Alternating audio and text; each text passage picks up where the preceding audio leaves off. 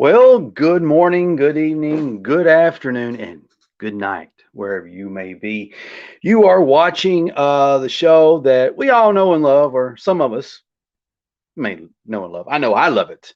And that is, of course, Sketching Past Midnight Live, the show where we talk about all the things that go bump in the night, where we talk about ghosts, ghouls, and goblins, where we talk about comics, sci fi, horror, fantasy, pop culture, and everything in between, and a little bit about life.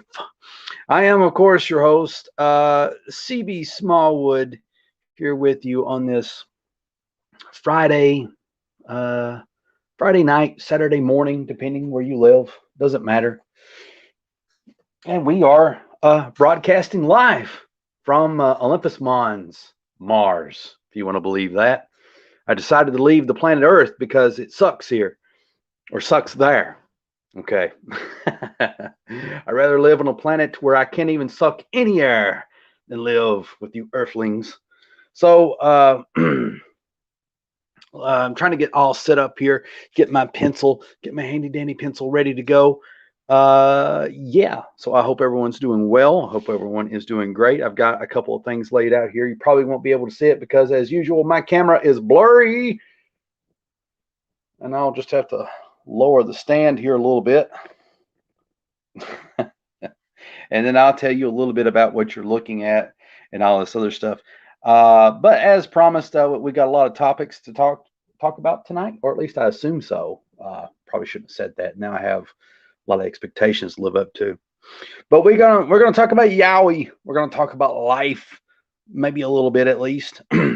And we're going to talk about Wildcat. Lots of Wildcat stuff going on, and I want to share that with you. And we're going to draw some Wildcat comics here in just a bit. And so, with that, let's take a look at some cryptid news.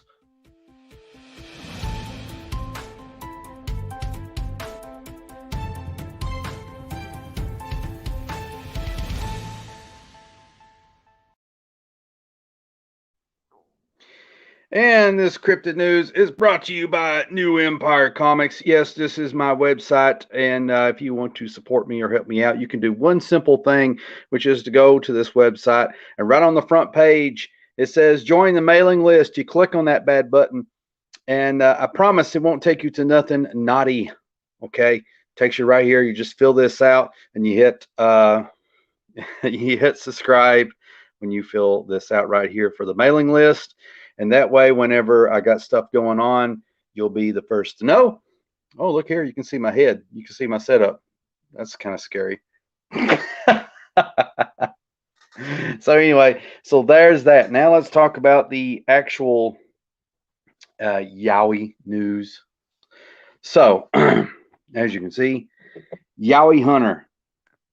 Jason Hill claims he has proof Yowie exists in Perth bushland. I feel like I've read this already, but I'm going to read it anyway. Every weekend, Jason Hill scores bushland around Perth in search of a hairy subhuman cryptid.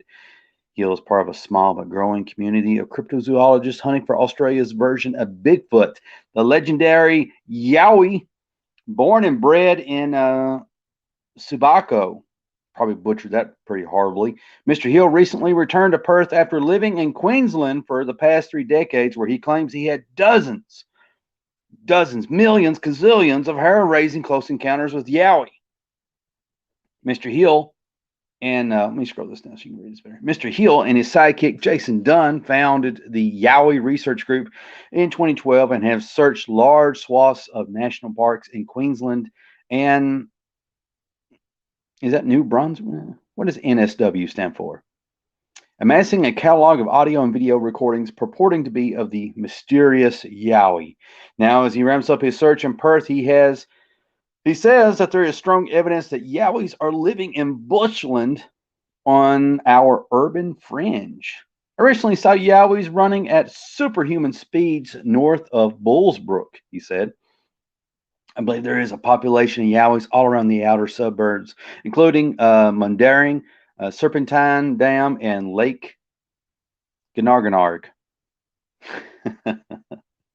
I think they go to pockets of bush near people and use bush corridors, but because they are moving in early hours of morning and are incredibly quick people, never see them. And see, here we have a picture of what could be a Yowie footprint, or maybe it's just a random hole that's kind of dug there.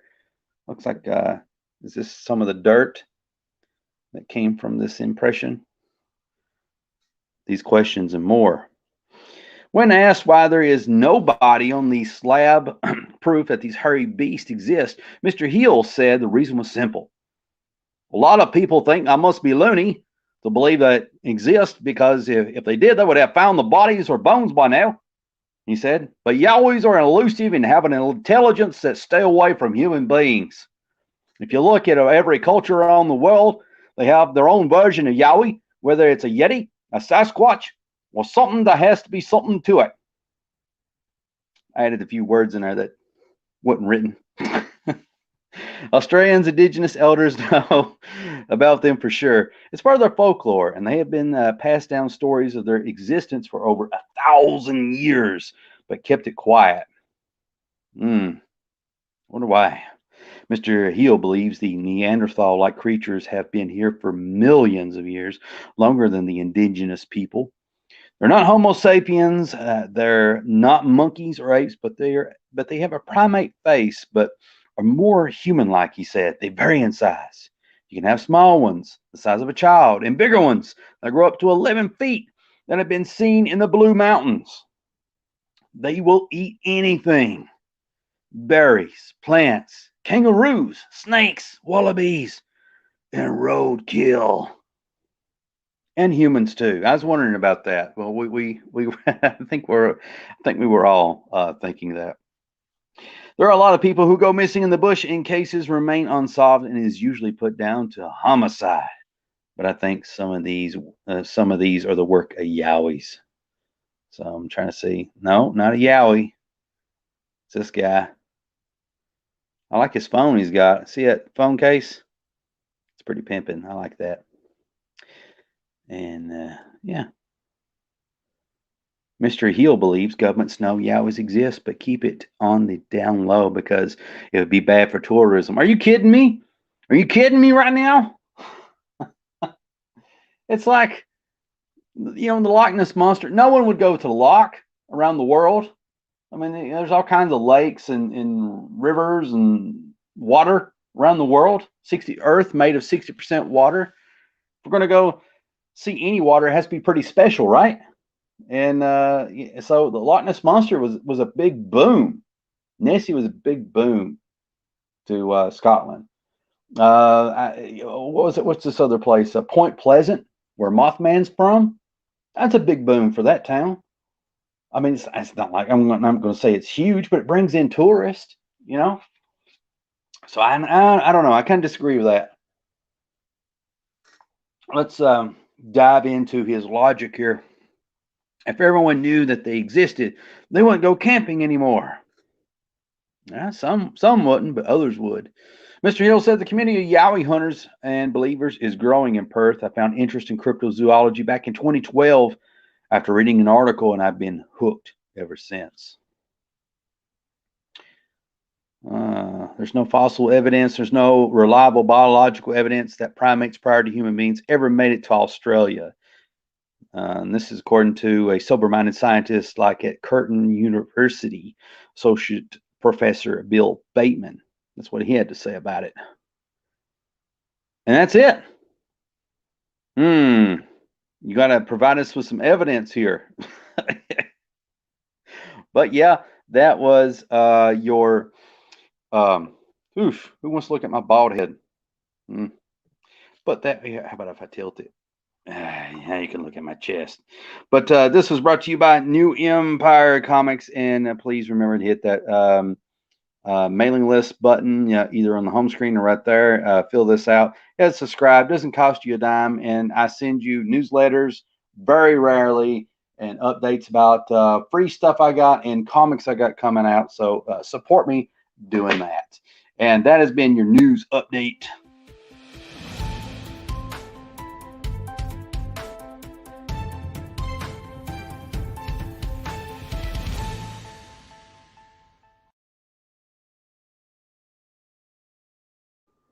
Okay. Now it's time to talk comics. It's time to talk drawing, and it's time to talk life. We got the Yowie news out of the way. I gotta be honest with you though. On my crypto news and the past two shows, I have to say it's kind of blowed. I did some news on Champ, the lake monster, and that was a big that was a big waste of time, really. I didn't do any proofreading or research beforehand. I just clicked play on that video, and I thought, well, that'll get her. Surely that's some good news on good old Champ. Nothing. It's a big nothing burger. They just basically said, hey, we have a monster in our lake. Come check it out. It's yeah, please. And then I just read this thing about Yowie in Perth, Australia, and I think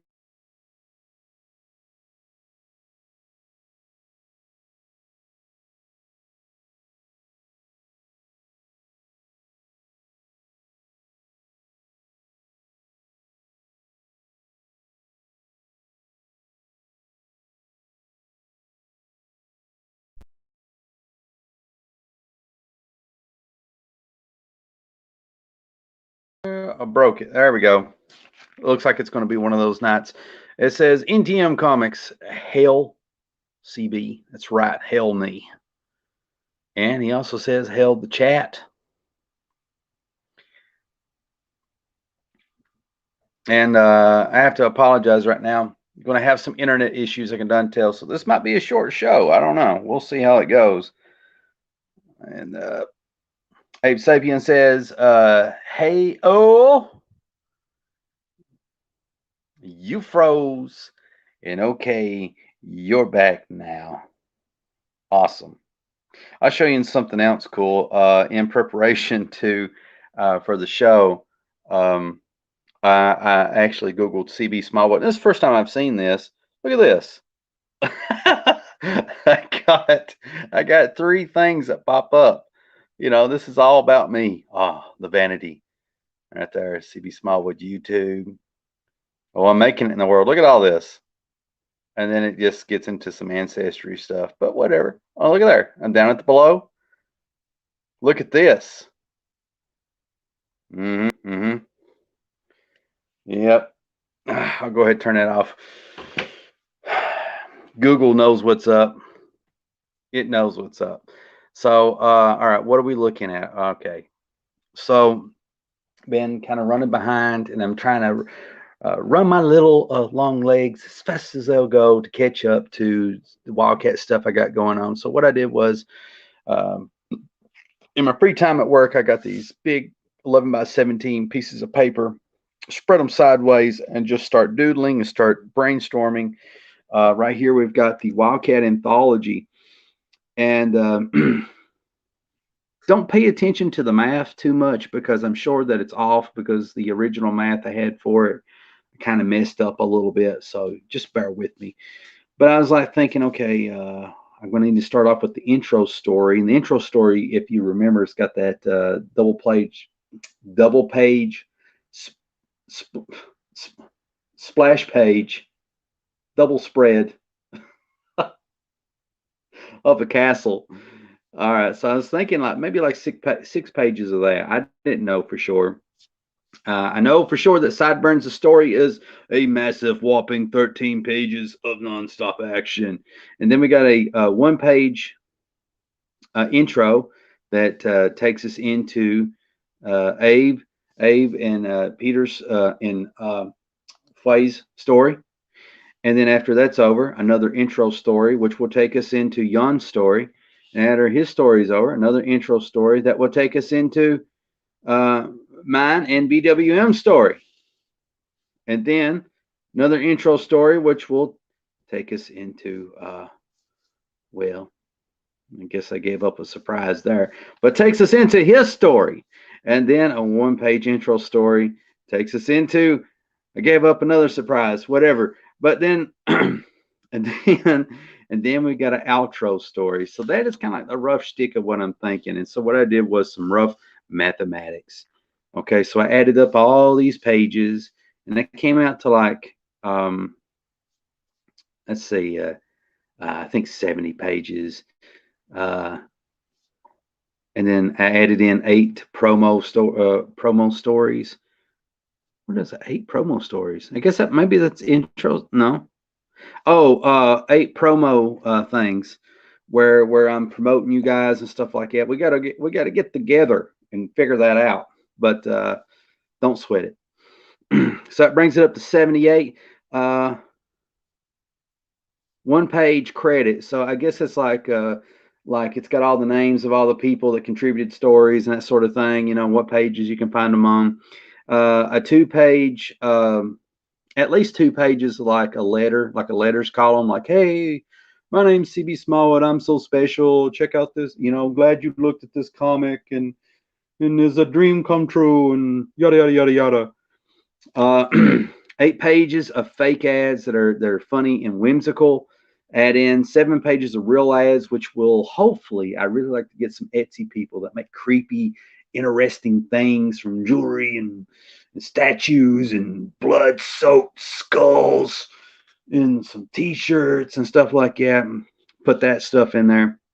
And then a 10-page extra story, I was thinking, which, if all this works out, we're looking at 106 pages for the anthology. 106 pages of anthology goodness. But that's not all, my friends. All right. So I was like thinking there'll be a Wildcat soundtrack, which, you know, anybody anywhere can download the songs once I get it all figured out. So there'll be a song that represents each story in the anthology. And that's the way I want to do the Wildcat ongoing series. Every issue, there's going to be a song. And then those will culminate into albums. Anyway, so the anthology, there'll be like 9 or 10 songs on the anthology. The first song will be The Wall of Sleep by Black Sabbath, which will be my intro story. And I was thinking Sideburns' story would be Fire by Arthur Brown.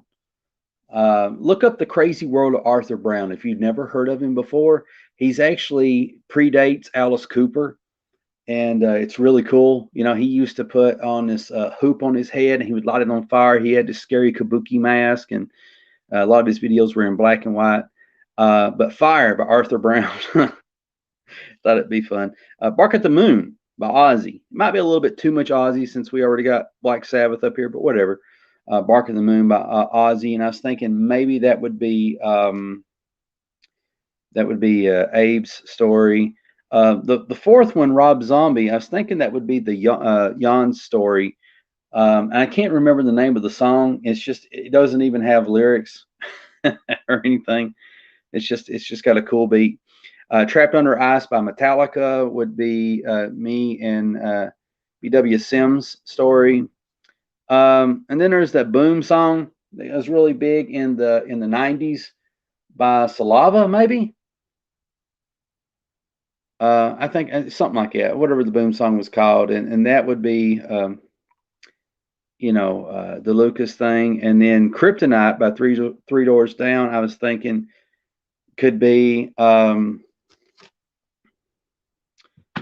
RJ's story, and then Sweet Dreams would be part of the outro story, and by the cover by Marilyn Manson. So that's what I was thinking. Up here, it's like 10 trading cards, New Empire hat, Wildcat emblem, T-shirt, New Empire T-shirt, New Empire Wildcat emblem, keychain, mask. This is how my brain works. This is constant. Okay, so now that we've got all of that, let's start looking at some actual thumbnails. And I promise I do have something prepared as far as like drawing. I just want to get all this out of the way. It's kind of a good little update. Answer some questions, comments right quick. The magnificent one, Sideburns, is here with us, and he says, "Hey, shout out, hi CB, hello to you too, most excellent one. You 13-pager madman. Yowie is an Australian urban legend, I believe." Yes, yes. According to that guy that I read the article from, he was saying that they kind of live like on the outskirts of towns or cities or something. I'm already starting to forget. He was claiming that people didn't really um, see Yowie a lot because they don't really promote Yowie, talk about Yowie because they're afraid it would hurt the tourism industry. And I don't know. I feel like it would help. If anything hurts the tourism industry, it's your spiders and snakes, stuff like that. Do you remember? By the way, I don't know if you remember this or not, or I may got my memory kind of mixed up. Seemed like there was a movie that came out in the '80s, maybe late '80s, early '90s, and it may have starred that guy that was in Jurassic Park. I don't know, or I might be getting my actors mixed up. And basically, there was this. Yeah, is native dogs to Australia called dingoes? I'm not for sure, but anyway, they had a baby. They was in the outback camping, and something took off with their baby. It was terrible. It's the most awful thing ever, and it made like news headlines and stuff like that. It was a big story. Probably should have covered that instead of Yowie. My cryptid news has been slacking. How's everything going? The most excellent one, Gabriel Meza writes, going great. And he adds, get some Dio. Yes, we got to have some Dio in our lives. Well, I think a lot of what I try to do when I'm thinking of this soundtrack stuff is I'm trying to get stuff that's appropriate for the story. Like the name of the first story of the intro story, the Wildcat anthology, would be called Beyond the Wall of Sleep or something like that. So hence the Black Sabbath song. I was thinking the Fire song from the Crazy World of Arthur Brown, since Sideburns' story involves like a campfire and a lot of stuff like that. I was thinking "Bark at the Moon" by Ozzy because I'm not really for sure. I'd really have to get up with them. But I think Abe, Peter, and Faw's story may involve werewolves. I'm not for sure. I could be wrong on that. So I try to, find song titles that fit the thing. Abe writes, POD, boom. That's right. Yeah, yeah. I was thinking of the other guy though. He had long hair and he had this goatee. I had him. I didn't actually have him on the show, but he had a boom song. I guess actually he had a lot of boom songs. That was like the whole band. But I think I guess what you're meaning is like POD had a boom song. Maybe they'd be more preferable. I like Black Sabbath. What a song! A chocolate company like Kinder Surprise, although you don't get those, sells Yowies with toy animals inside. Ooh, I like that. That's cool. That's pretty killer. I'll look that up on Amazon. I actually bought a bag of Japanese candy. You can buy that on Amazon. You can also buy Korean candy, Russian candy, and stuff like that. But I don't think I would. No offense to my Russian friends, I don't think I would want to buy any Russian candy in any Chinese candy because, well, the Chinese are they're making food out of plastic, so I don't need that in my life.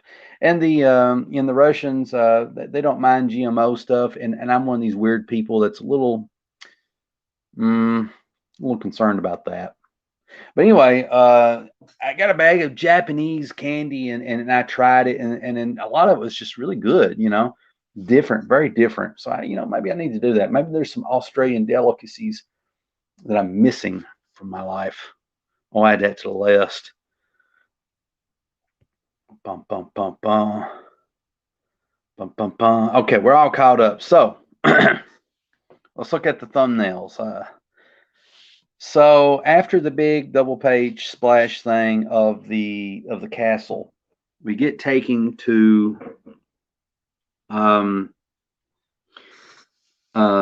this page here, and this is a close-up shot of Wildcat's cybernetic eye. As the camera pans out, we see more of his face, and we realize that he's knocked out, groggy, or whatever. Going further with it, we have, this is his head, shoulder, and he's got his feet in the background. Right here's a foot, there's a foot.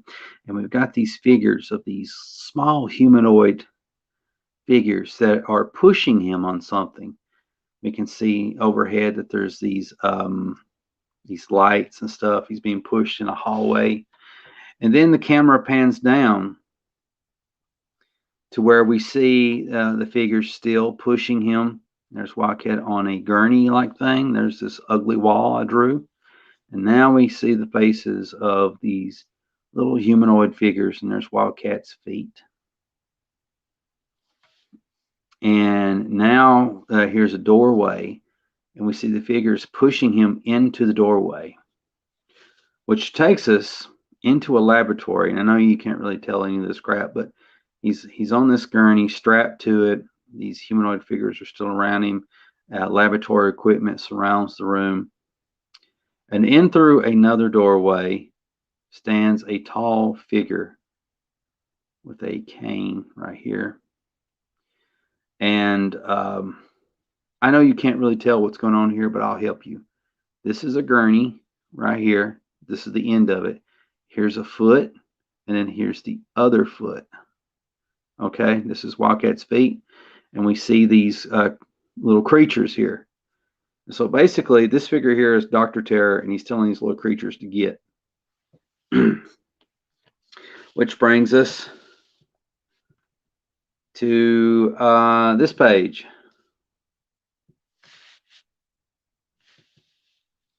Okay, there we go. So there's a control panel. We see a hand. It's Dr. Terror's hand. Here we've got, oh, I know what this is. This is Wildcat's face. I kind of wanted to try to do like some cool shading thing, and there's some stuff in the background. And as he turns to look at Dr. Terror. This is Dr. Terror's head, by the way. And that's a hand covering his face, and he's, you know, kind of like a look away gesture. There's Wildcat's side of his head silhouetted. Dr. Terror goes over to his table, and when he comes back, he's got this golden mask on. Which brings us to this here. We've got this box here with this orb sitting on this work table, and it goes up and it starts floating.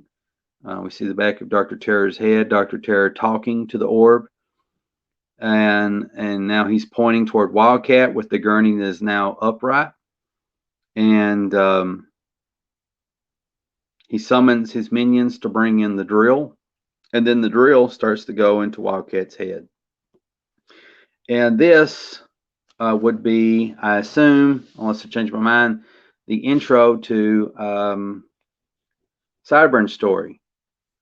So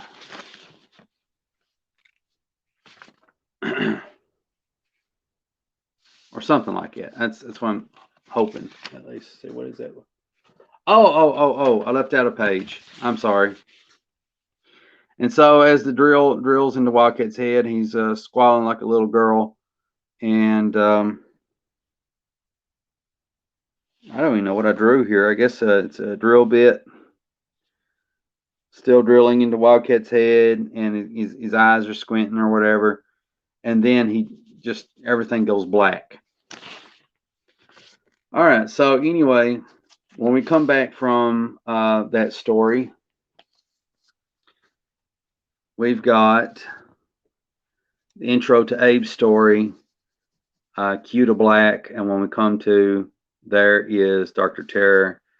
Dr. Terror looking at, examining Wildcat. He's got the drill He drills him again.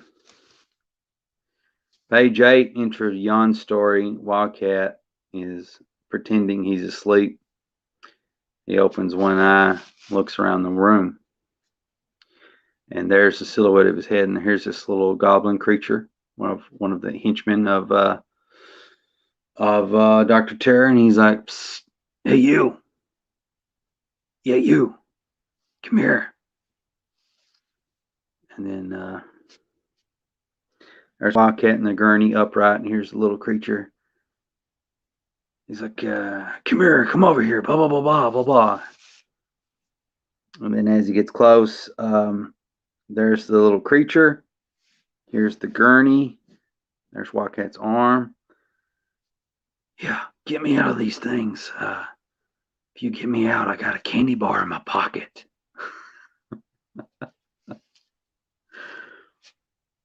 And then this is Wildcat's arm. I know you can't tell with the bar. There's the little creature pointing. He's not saying anything. Yeah. Just get this one arm free, and I get that candy bar for you. And then it bites his hand.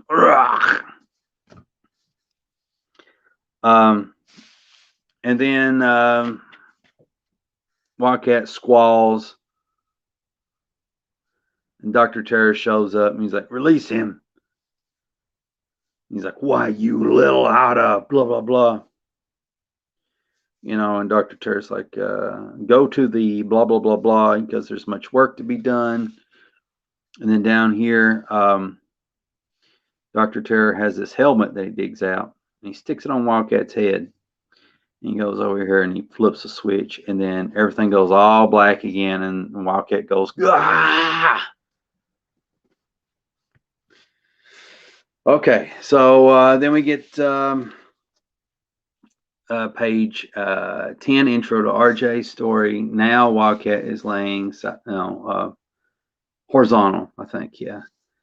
And then Dr. Terror's over examining, talking to us, the reader.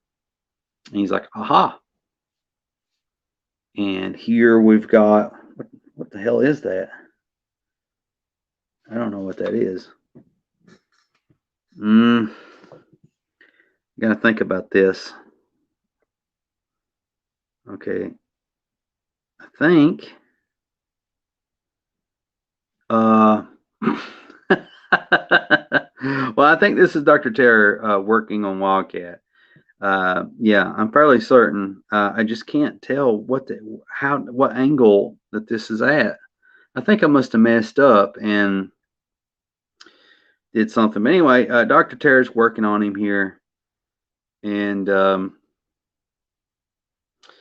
he's attached this cord to Wildcat's eye. You know, there he is. And there's Wildcat.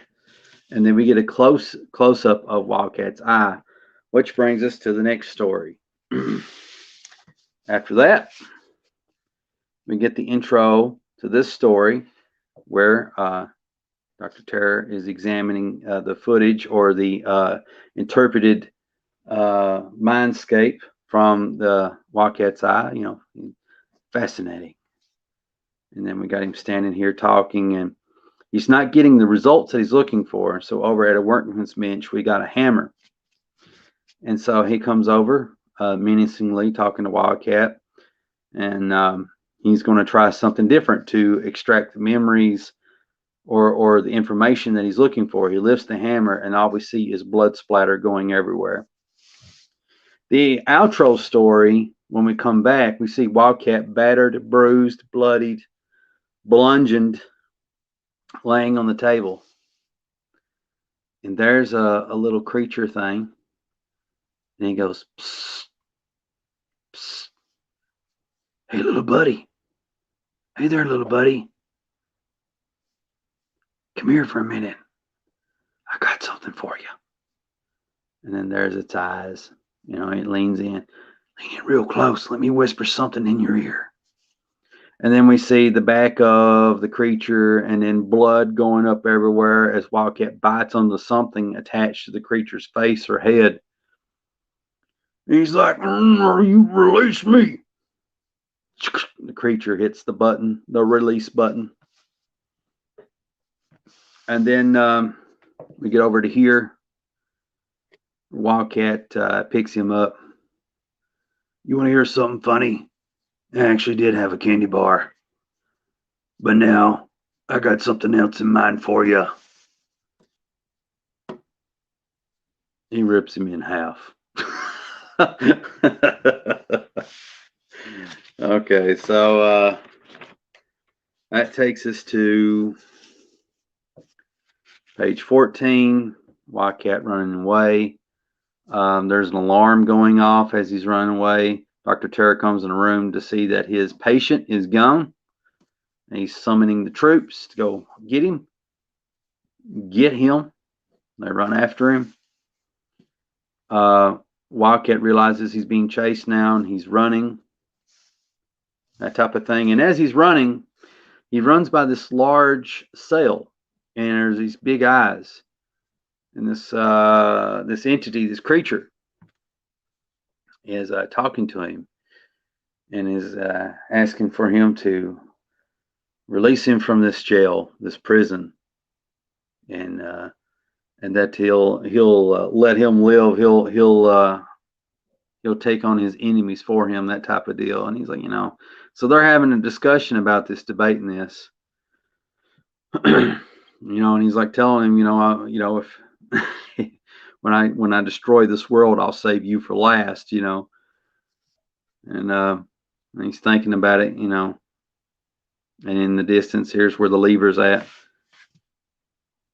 and Wildcat's like, well, goodbye me. And then the fencing, the bars, they raise up just as the little creatures come in. And then we see the creature in all his glory. I don't know the exact dialogue or anything. Wildcat running away, grinning. And the creature is like grabbing up scoops of these little small humanoids. It is I, Triglycerite. Herator of the Old Ones, summoner of demons, destroyer of worlds. I will destroy this universe, this dimension. It will be mine, and I will devour. Blah blah blah blah.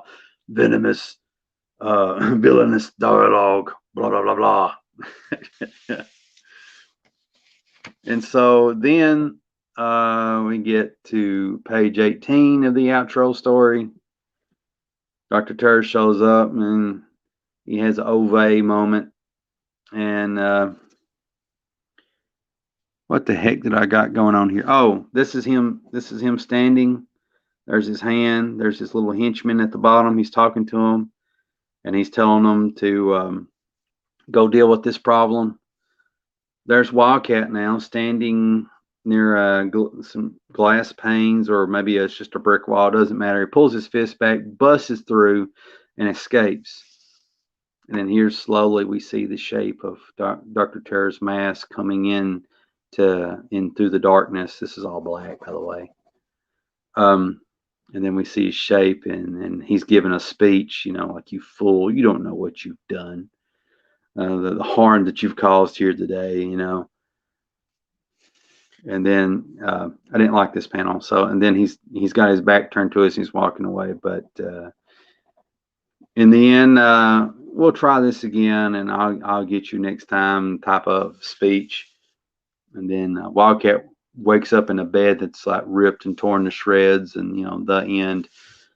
And then I don't know, all black. Who knows? Whatever. So one last thing, thumbnails to show you, and then we get to work. I think, I'm not really for sure, this might be the Wildcat cover. It could also be the cover to the soundtrack. Got the New Empire logo, Wildcat, anthology, whatever. And then I want to have all the people and creatures that Wildcat fights in the comic. I want them to all be here. The polar bears, some ninjas, chainsaw ninjas, all those cool creatures that Sideburns drew, and then whatever everybody else comes up with, I'll put them all in there, so that would be cool, and then the back cover of the comic or slash soundtrack is all their corpses and body parts laying right here as Wildcat is walking away with smoke and stuff filling the background. Oof. I think I bored everybody to tears. I think that was too much. I think this page will actually look pretty good when it gets done. Got this 9-panel grid going on here. I had the hardest time doing the 9-panel grid. I eventually found that it's a little over 3 1/4 to do this layout on a ruler, 3 inches and a quarter, whatever that is.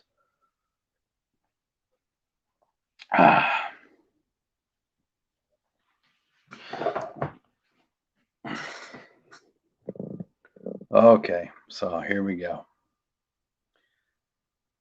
Let me check my comments before I get started. We're all caught up. At least I assume we are. Maybe. Possibly.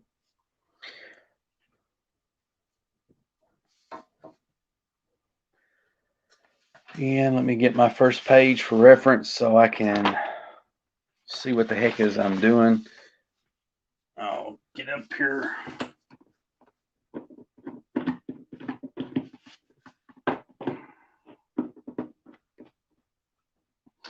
So anyway, Abe writes, it's looking good, CB. I appreciate that. I'm pretty pumped, you know. I mean, I'm not quite overwhelmed by the whole thing, but I'm kind of like in between, you know. Like I'm excited about the potential of this thing that we're creating,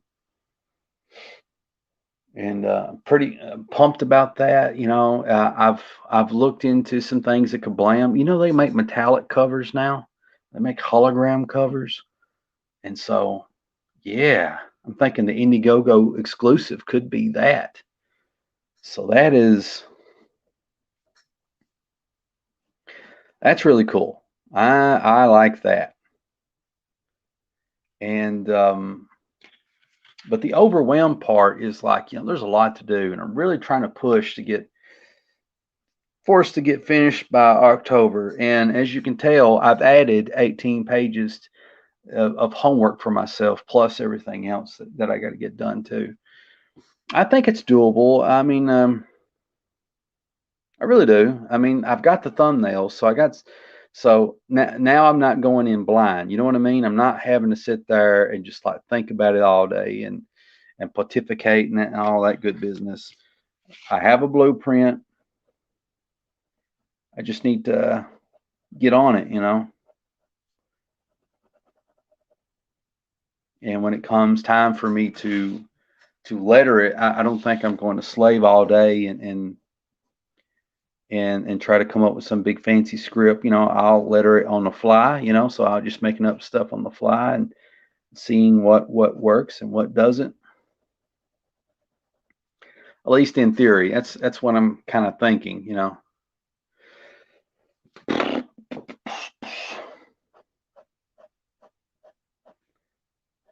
But I really want to do good and make everybody proud, and I want to make everybody look good. Ooh, what's this? What kind of Flogan 80 has sent you a post by Flogan 80. All right, thank you, Mr. Flogan, for the post. YouTube says that I'm live now. Okay, got all kinds of stuff going on here. All right.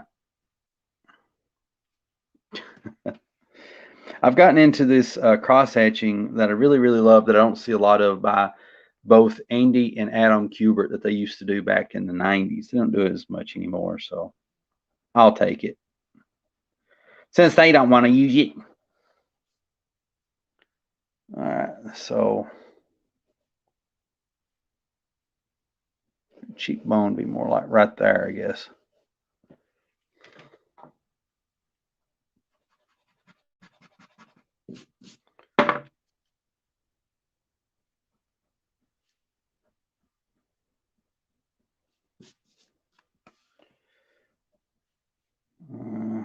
see, maybe right about here. I don't know. Having to figure out where his nose and stuff's at, you know. So the life stuff. Yeah, life stuff. You guys want to hear me talk about life stuff just for a little bit?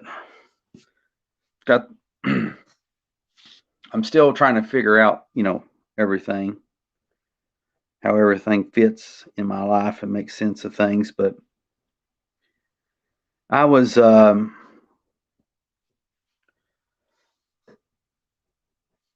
basically thinking about. I revisited an old video I did, and about the time that I almost drowned. Almost drowned, and I was listening to it. I was like thinking, this is a pretty good video overall. You know, I could have done a little bit better job telling the story. And I was like thinking, well, I should tell the story over again. You know, I think people would really enjoy it and get something out of it. You know, because it's kind of a funny story. Yeah, that's true. And so I was thinking about that a lot. And I started thinking about the contents of the story and what it meant to me, and all this other stuff, you know. And I started having like these profound realizations that I didn't have before. Let's see. Let me answer a comment. NTM Comics writes, CBM. So what about CBM? CB. What did you think of the double pager I sent earlier? Well, I liked it. I sounded like I was getting ready to deliver bad news, but no, I got nothing bad to say about it. I thought it looked really good. I really like I like it when people do these interesting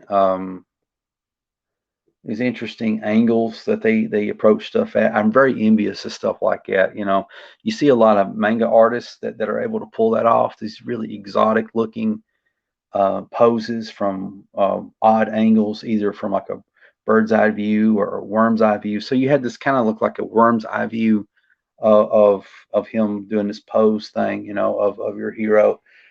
And I thought that looked really good. And I liked how it took up both pages. If I was see right now, I can't really find anything negative to say because it's not near finished. You know what I mean? And I liked what I saw with the cross hatching. But the cross hatching keeps getting better and starts looking tighter. You know, you're doing some cool stuff with that. Let's see.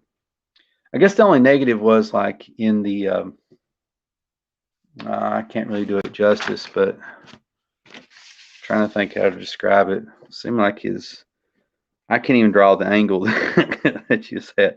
I don't even know what he was doing, the pose, but his legs are just all over the place, you know, type of thing. But anyway, he had this arm that was out here, this right arm. And I felt like even though his fist is supposed to be bigger because it's like coming out more towards you or something, I felt like it might have been a little bit too big. But I didn't want to say anything because you're still drawing it and, you know, and still working it out, you know. So I was just kind of waiting to see how that would play out. But I thought it looked really good, and I feel like you're really onto something really cool. I'm kind of curious what you're going to do with the background, if you're going to leave it plain, dull looking, you know, or if you're going to add in like some type of details or something like that, you know. That's another thing that makes it hard to really judge is when you put colors into it. The colors like really add another dimension sometimes, you know, that you don't necessarily see with just pencils and inks too. Yeah, and see, I'm not sure about that, but you know, about the thing I said about the right arm or whatever with the fist, looking a little bit bigger. It's supposed to be bigger, I feel, but like I felt like it just got is like it's a hair too big, maybe. I don't know. I'm going to do speed lines. That sounds awesome. Sounds awesome. I think that will look really cool. I really like those speed lines I used to do.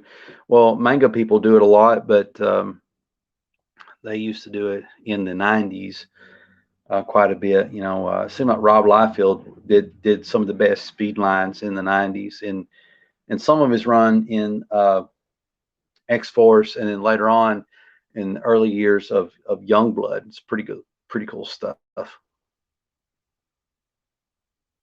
Okay, so I like how this how I rescued this. It started off like I was trying to figure out why the heck this wasn't looking right, and I realized that I drew the eye a little too close to whatever, which I think part of it's just where everything's just so close, you know, zoomed in so much.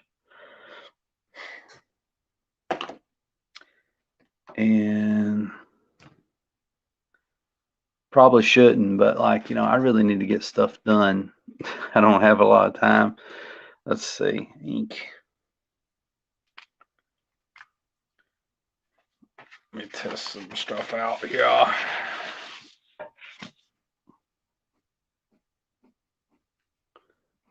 Oh, this one's running dry a little bit. I don't like that. Right now I'm trying to find my tools, trying to find a good ink pen to do stuff with. Oh man. But everything I got's wanting to dry out on me.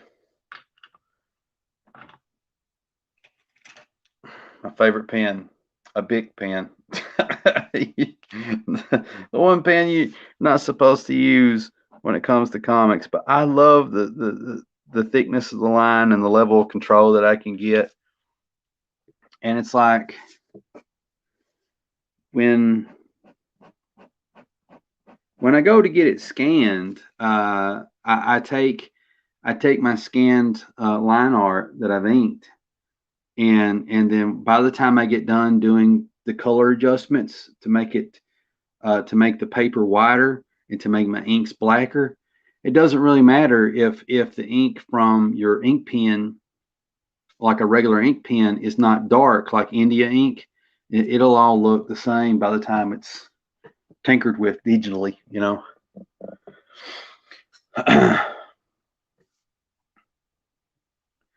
Back in the day when you first conceived a Wildcat, was he inspired by the University of Kentucky Wildcats? No. But seriously though, the origin of Wildcat is something like this. It's like I'm a big Wolverine fan. Really love Wolverine. I think he's an awesome character and all this other stuff, or it used to be. You know, lot of characters are kind of fallen by the wayside, and all that cool edge he used to have. You know, now Deadpool for a while is like the new edgier character, and I don't know who's replaced Deadpool. You know, but Wildcat was my boy.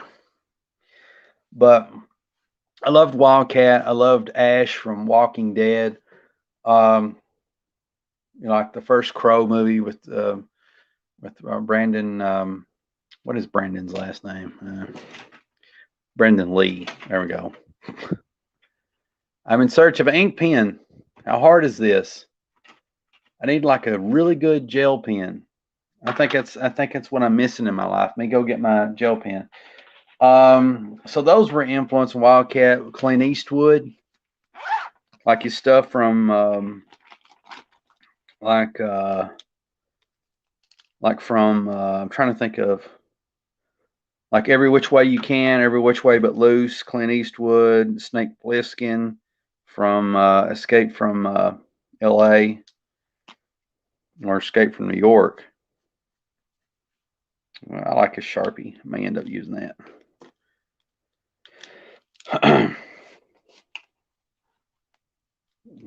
permanent marker. Let's put that to the side. So all those things, you know, a lot of the trauma films, they played a here's a gel pen. They played a role in my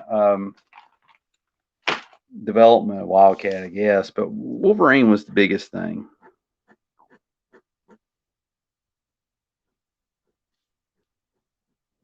I don't feel like it's very jelly. Can't really see the lines I'm doing.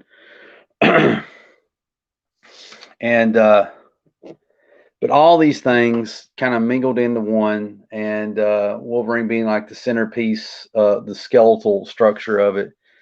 I guess Cable's another one that got put into there. And what the reason I came up with the name Wildcat, it's like I wanted something like Wolverine. So I remember every day at school, in elementary school, I had a dictionary, and I would go through the dictionary trying to look at, you know, looks like Bobcat. Nah, not Bobcat, ain't gonna work. And I was just looking through, and then I just happened to see Wildcat. And I was like, yeah, I like that. It has wild right in the name. I love that. So that's how I came up with the name. And yeah, that's pretty much it. As far as I can remember. I mean, there's probably a little bit more to it than that, but that's all I can remember. Yep, Brandon Lee, Baraku, thank you. Maybe a little bit of Hellboy. Surprisingly, no. I like cryptids and monsters and all these other things. It just so turns out that by pure accident, what was the creator of Hellboy? Mike Mignola, he likes the same stuff too. I read Hellboy for the first time 2 years ago, and I've seen Hellboy in Wizard magazine. I've seen Hellboy through the years, but I never read a single issue of Hellboy till like I think like 2 years ago.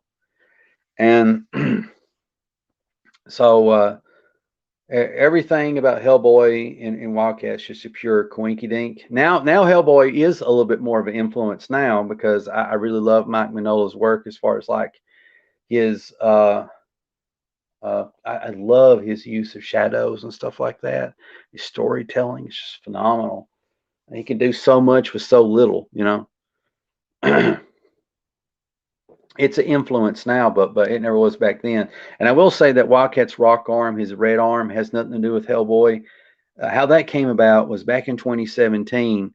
I felt that I needed something more to separate Wildcat from Wolverine, basically. You know what makes him different? I need more to make him different. And so I think one of the first things I did was I gave him pointy ears. He already had the metallic eye and the face tattoos and the gray skin. But the first thing I did was I gave him pointy ears back in 2017. The next thing I added, I think, was the rock arm. I already had this character that had two rock arms. I think his name was Rock Arm. And I was like, so I was kind of already used to that concept. So I was like, well, I'll just give Wildcat a rock arm. That'll make him more different. And I was like, and then like he's always had golden claws, but then recently, about 2 years ago, I was like, you know what? Why not make his claws black? Because when I started coloring Wildcat and trying to get it all together, I asked people on Twitter, do they want golden claws or black claws? And they seemed to think that black claws was the way to go. So I agreed with that. So that's what we did.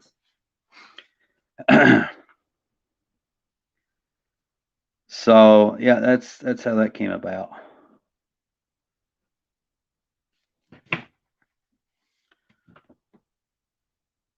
Wolverine is an awesome influence to have for sure. Yeah. Biggest influence is the Larry Hama and Adam Kubert stuff for me.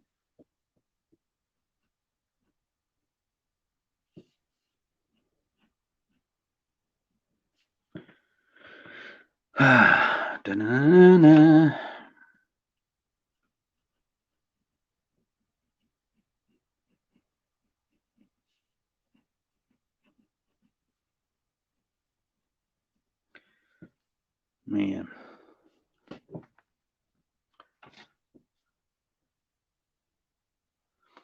I definitely get Weapon X vibes from Wildcat. Yeah, definitely. That was a big influence too. Is um, both the original Weapon X and Weapon X from Age of Apocalypse. I love that storyline. I thought that was a really cool, edgy Wolverine.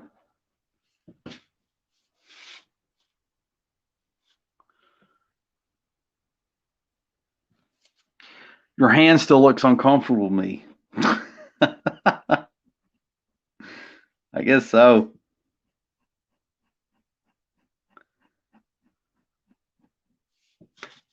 I don't know. Part of it might be where I'm filming and I got this camera in my face, but I think my hand would probably look this way anyway, really, honestly.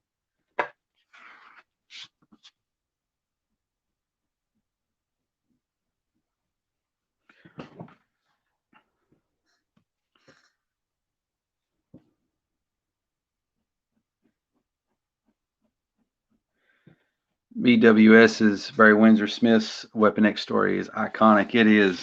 And I love his colors on that. You know, of all the things, I mean, I love everything about it, the writing, the art, and stuff like that. But he never really gets the credit for the coloring, you know, the awesome coloring that he does. Which reminds me of a lot of coloring that's being done today in terms of people doing these remastered trades.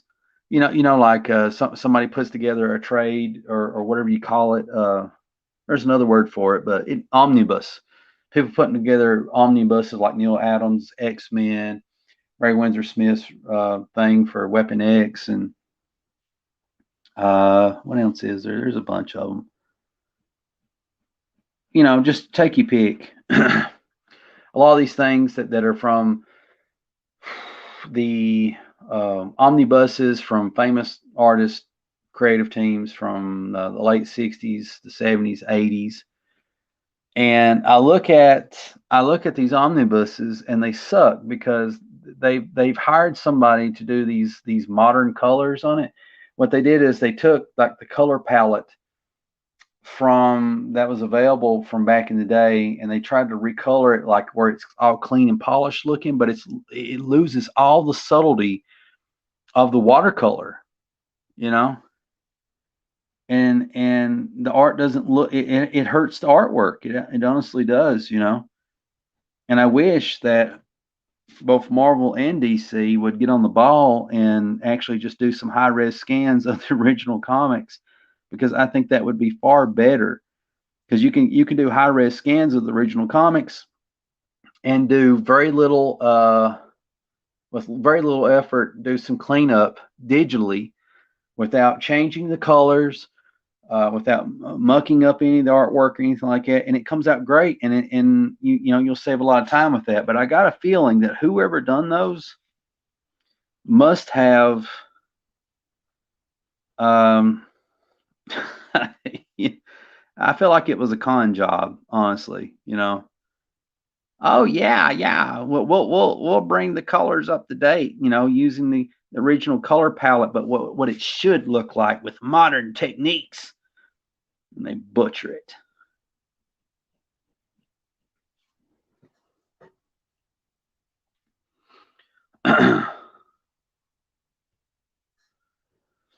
Not dogging on it. We have our techniques. Indeed, we do. Our own techniques. I kind of read that a little bit like Solo. I can't remember what is his name on Star Trek, the original one.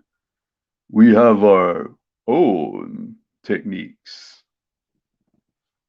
Captain.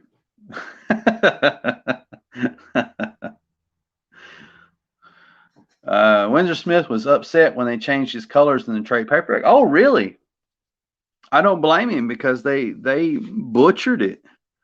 It wasn't just him. I remember getting really excited about the idea of getting a trade paperback like about 10 years ago of Neil Adams' run on the X-Men, because if you look at the original pages, from the comics, they look phenomenal. But then you go look at the color job, whoever did the digital stuff, and it was butchered like no other. You know, it was really bad. It was a bad job.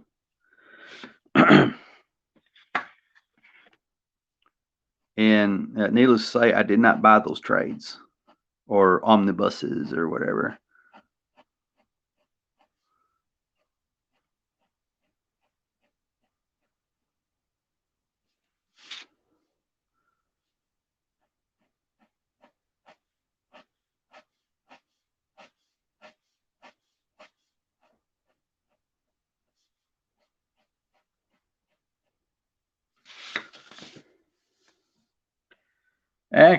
Kind of looks like I know what I'm doing, but whatever. Spain Comics says yes. Zulu. Oh my. Yeah. Oh my. Uh,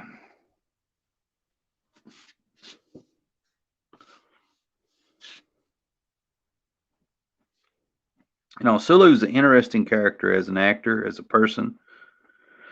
He is very, very, very particular. You know, he's seemed like he's had words of contention towards Captain Kirk, or oh man, right now my pop culture references are not firing at all cylinders. William Shatner. He's had words about him, maybe even some words about Leonard Nimoy. Um, but with William Shatner, you know, I think he felt like he deserved more lines, more screen time, and all this other stuff. And I know that when he was um, doing the movies with everybody, at one point it seemed like he was put in command of, in one of the earlier movies, he was put in command of his own ship. And when they did a sequel movie to the Star Trek franchise, they wanted to bring him back on to be part of Captain Kirk's crew, and he turned it down because he felt like Sulu in real life would not turn down a command rank just to serve under Captain Kirk again. Which to be fair, I think that's a solid argument. But he has a history of being particular. I know, you know, he had his thoughts and opinions when he was on John Wayne's The Green Berets movie, which is a good movie. It was one of the few pro-Vietnam movies in existence, because pretty much everybody and their mother went out and made Vietnam movies where U.S. soldiers are raping, killing, and pillaging, and don't know why they're there. so that was pretty much, you know, if you look up a Vietnam movie, that's the plethora of them. But John Wayne actually made one that was pro-Vietnam, and Sulu was in it. Sulu was in it, and him and probably about half the crew had issues being on the movie. You know, they were grumbling and they didn't want to support the war, because I think that movie came out around the time the war was actually going on, the Vietnam War. John Wayne had to get on the set and tell them pilgrims that, you know, what we do here, we're professionals, and, you know, doesn't matter who you voted for or who you're gonna vote for or what you believe, but if you're an actor, you act. It doesn't mean that you support what you're doing. You know, that ain't word for word what he said, but it's basically the same thing. I mean, basically he's saying, like, you know, just because you play Jack the Ripper doesn't mean you're going to go have a fetish of cutting up women, you know. I mean, it's sound logic. But after that speech, or whatever that speech was, that John Wayne gave on the set of Green Beret, it seemed to do the trick. A lot of people were a little bit pacified with that.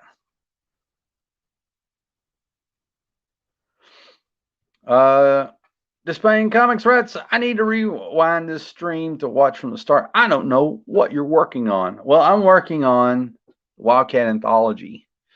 And I won't go through the whole thing again, but just quickly, if I can pan up here. I've got like these thumbnails for the intro story that I'm doing. So the start of the story, this is page 3. This is page 3. It opens up with the double page spread of the castle, which leads into Wildcat being taken in on a gurney. Got these weird little creature dudes taking him in. Laboratory. Dr. Terror enters into the frame. Wildcat's feet. Little creature dudes. And basically each contributor's story is going to have an intro story. So at the end of the first 5 pages of the anthology, Dr. Terror will be drilling inside of Wildcat's head. And so that will segue into Sideburn's story.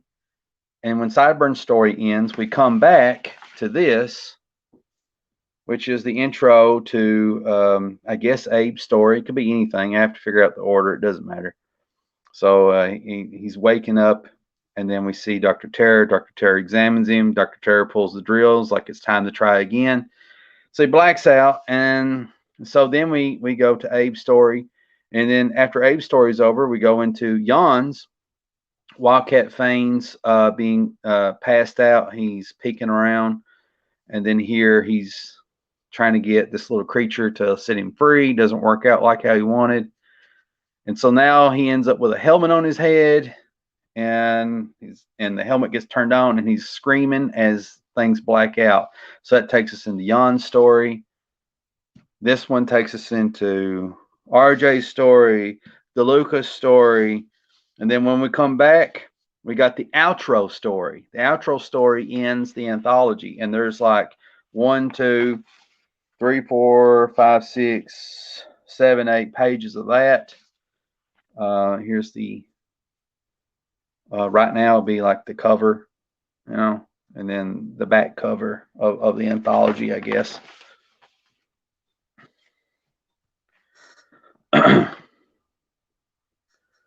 Hey, writes, haha, nice, John Wayne. Yeah, I gotta say though, of the impressions I did tonight, that was the crappiest one. I started off doing like a kind of like a sloppy Australian accent, and then about in the middle, I did a good Australian accent. I feel like I did a good Sulu accent, and then the John Wayne one was kind of like, I feel like the John Wayne accent I did was kind of like Joker's from Apocalypse Now. I thought it turned out kind of like that. But thank you. Thank you, good sir. Okay. Wow. Looks awesome. Nice flow. Thank you.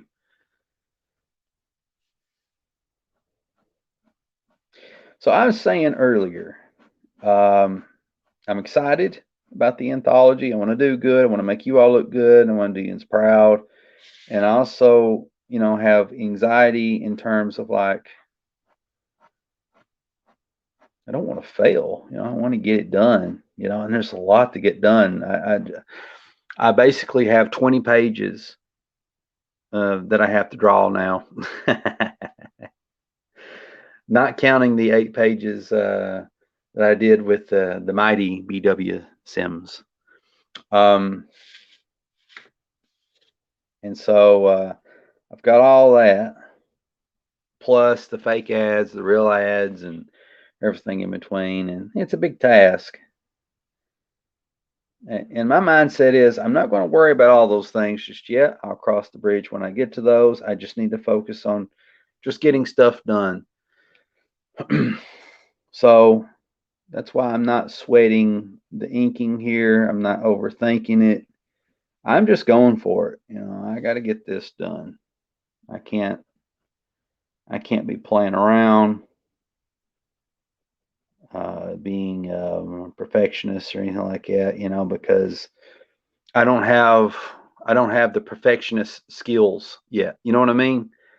I've not drawn hundreds of comics and thousands of pages to have those perfectionist skills to even be worrying about perfection at this point, you know. So I gotta give myself a little bit of freedom to make mistakes and to do things that are not quite yet perfect.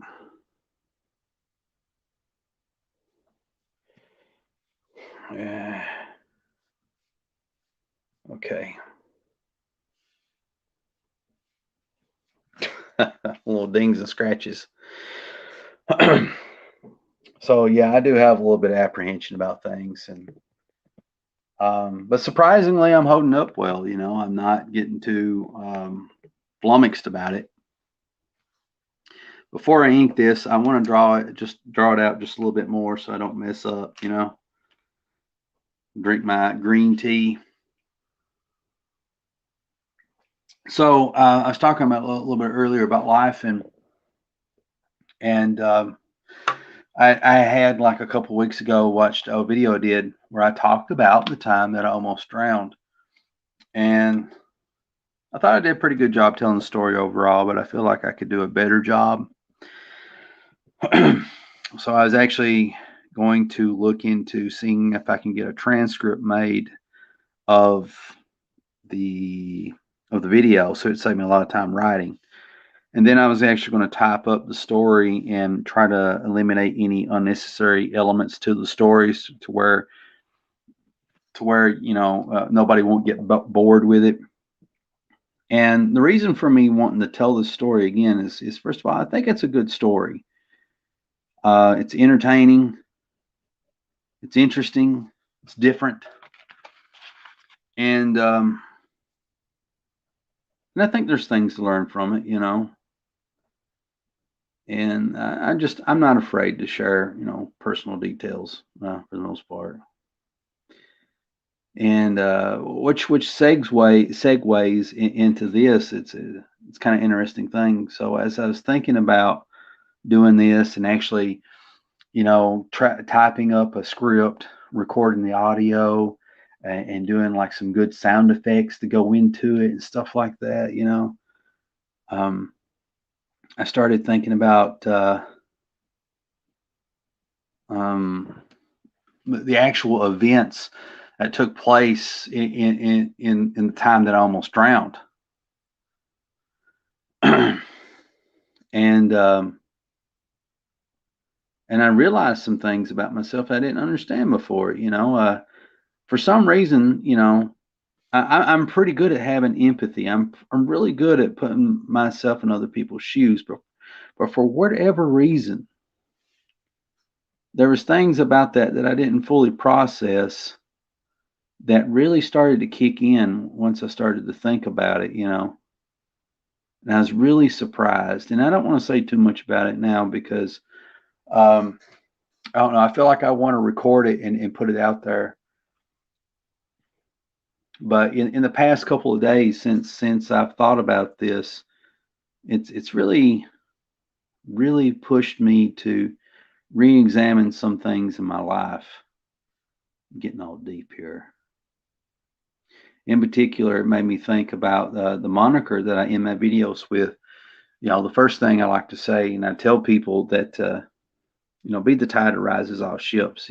Which is a great thing. Try to be something that helps everybody out. Don't always think about you. Be something bigger, greater. And the other thing is, the other saying that I have is be the change that you want. Be the change that you want to see, which is interesting. You know, Sometimes you say these things a lot and you mean them, but do you put them into practice? And I think I do to a certain extent, but I don't think I have to the extent that's really needed. Um, and what I mean by that is, I started thinking in terms of of of that story that I've yet to tell you guys about the time I almost drowned and the implications of it. And I started thinking about what are the things that I want in terms of change? What is the change that I want to see? What do I want?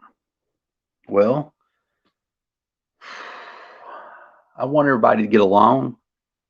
You know, I see it, on social media and on the news and every stuff like that. People's like at each other's throats. You're evil. I'm evil. We're all evil. We all suck, apparently. We're all trying to destroy this or that and the whole 9 yards. And I'm not making light of it, because there are some things that are legit causing harm, and I leave that up to you. It's what those things are. But one of the changes that I'd like to see is that we realize that we're still part of the human race. We can have different political views that are so extreme that we can still, even despite that, just like on Star Trek, we got to come together. We live on the same planet. We don't have to agree, but we can agree to disagree. And within that, there can be some type of peace. And then we can find our commonalities. And then we'll revisit those things where we differ and see if we can compromise. And if no compromise can be had, then we'll find other ways where we can work together to agree on that sort of thing.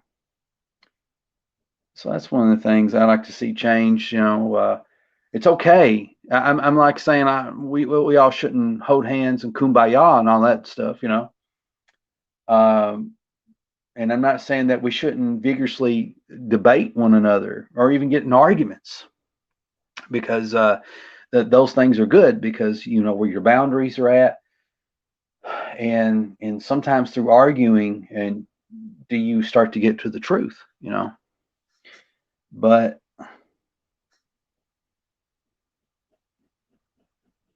I just wish we all got along better.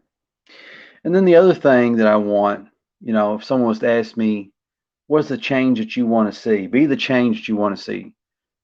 Well, the other thing is, just I really like some more love in my life. And I know that sounds really cheesy, but I'm just being honest here.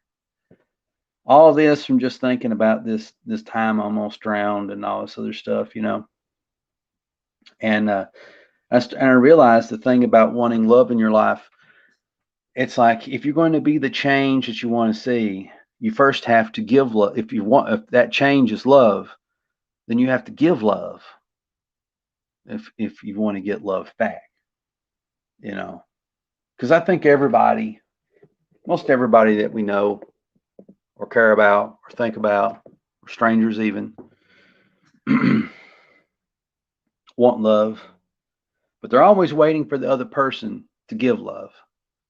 And so they never get love because the other person's waiting for the same thing. It's waiting for the other person to make the first move. Everybody's waiting for the first move. Everybody's waiting for the follow-up move. And, it's like, it's kind of dumb. And so if you want love in your life, and I'm saying this to myself, more than anything, then you got to give love. You got to call up people, tell them you love them, you appreciate them, you think about them, that they're thought about, and if they ever need you, you'll be there. Pick up a phone, that type of thing. Go visit somebody. These sorts of things. Instead of just waiting to see who comes, visits, or speaks, or calls, or does whatever to you. So I started thinking about that.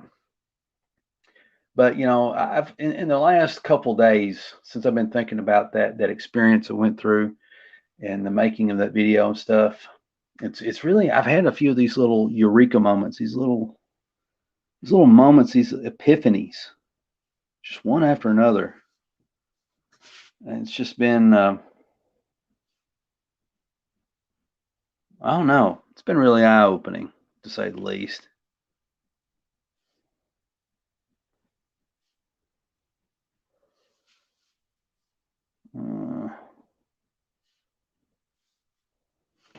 I'm not sure about that Wildcat face, but you know what? I don't have all day to play with it. Got to get stuff done. All right, let me answer some comments. Our fantastic friend Gabriel Meza writes, CB, how do you do it? How do you stay focused on what you're doing? Sometimes my mind drifts off when I'm trying to draw, and it's kind of frustrating. Do you have any advice? Yeah, I have some advice. Let me think on this for a little bit. Let me sip my green tea.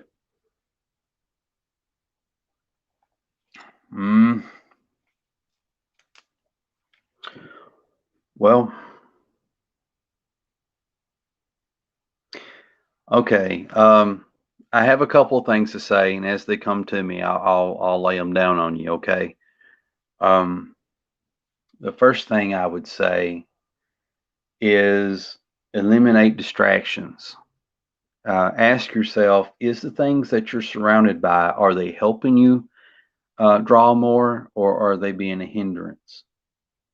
Now, I like to listen to music or like podcast as I'm drawing. I find that to be therapeutic, and it helps me get in a rhythm and stuff like that. Sometimes I like the silence, um, but I think that is the one of the best things to do is to figure out what in your environment is productive toward drawing and what is negative. I tell you right now, my desktop computer is a big negative because when I get home, I'm tired. I'm tired. I wished I could do a Christopher Walken impression. I have to work on that. But when I get home, I'm tired. Give out. I'm poop. Got nothing to give. And the first thing I want to do when I get home is just plop down on the computer, get caught up on my news, my entertainment, and all that stuff. And my desktop computer provides all these wonderful things to me and for me.